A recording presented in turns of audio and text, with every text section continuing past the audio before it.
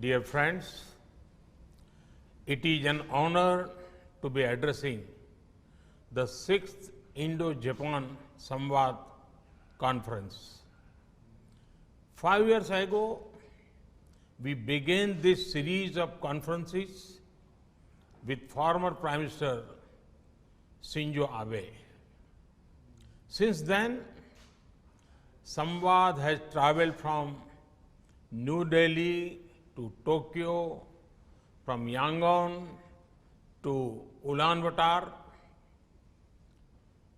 In this journey, it has remained true to its fundamental objectives: to encourage dialogue and debate, to highlight our shared values of democracy, humanism, ahimsa, freedom and tolerance, and to carry forward our ancient tradition of spiritual and scholarly exchanges. I would like to thank the government of Japan for their constant support to Samvad. Friends, this forum has done great work to ensure, promote the ideas and ideals of Lord Buddha, especially among the youth. Historically, the light of Buddha's message spread out from India to many parts of the world. However, this light did not remain static. In each new place it reached, Buddhist thought continued to evolve further over the centuries. Because of these great treasures of Buddhist literature and philosophy can be found in many different monasteries across many different countries and languages. This body of writing is a treasure of humankind as a whole. Today, I would like to propose the creation of a library of all such traditional Buddhist literature and scriptures. We will be happy to create such a facility in India and will provide appropriate resources for it. The library will collect digital copies of all such Buddhist literature from different countries.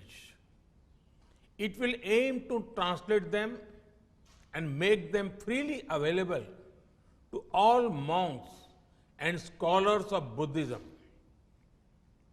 The library will not only be a depository of literature, it will also be a platform for research and dialogue, a true samvad between human beings, between societies, and between man and nature. Its research mandate will also include examining how Buddhist message can guide our modern world against contemporary challenges. Challenges like poverty, racism, extremism, gender discrimination, climate change, and many others. Friends, about 3 weeks ago, I was at Sarnath. Sarnath is where Lord Buddha gave his first sermon after attaining enlightenment. This Jyoti Punj emerged from Sarnath, spread across the world, embracing the value of compassion, nobility, and above all, Manav Kalyan, the good of entire humanity. And gently, peacefully, it changed the course of world history.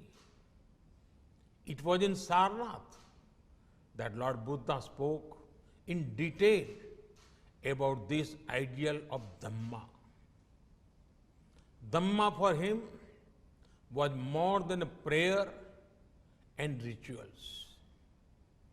At the center of Dhamma are humans and the relation with fellow humans. Thus, it is most important to be a positive force in the lives of others. Samvad should be one that will spread the spirit of positivity, unity, and compassion across our planet. That too at a time when we need it the most. Friends, this is the first Samvad of a new decade. It is happening at a critical moment of human history. Our actions today will shape the discourse in the coming times. This decade and beyond will belong to these societies that place a premium on learning and innovating together. It will be about nurturing bright young minds who will add value to the humanity in the times to come. Learning should be such that furthers innovation. After all, innovation is the cornerstone of human empowerment. Societies that are open-minded, democratic, and transparent are better suited to innovate. Therefore, now is the time, more than ever before, to change the paradigm on what we see as growth. Discussions on global growth cannot happen only between a few. The table must be bigger. The agenda must be broader. Growth patterns must follow a human-centric approach and be in harmony with our surroundings. Friends, it is rightly mentioned in the Yamak Bhaggo Dhammapada, Nahi Beren Berani Sammantit Kudachan Averena Cha Sammanti Esha Dhammo Sandantano. Hostility will never achieve peace. In the past, humanity took the path of confrontation instead of collaboration. From imperialism to the world wars, from the arms race to the space race, we had a dialogues, but they were aimed at pulling others down. Now, let us rise together. Lord Buddha's teachings command the strength to turn the discourse from enmity to empowerment.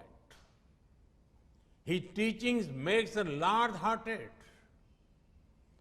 They tell us, learn from the past and work towards a better future. This is the best service we can do for our future generations. Friends, the essence of Samvad remains togetherness. Let Samvad bring out the best in us together. This is the time to draw upon our ancient values and prepare for the times to come.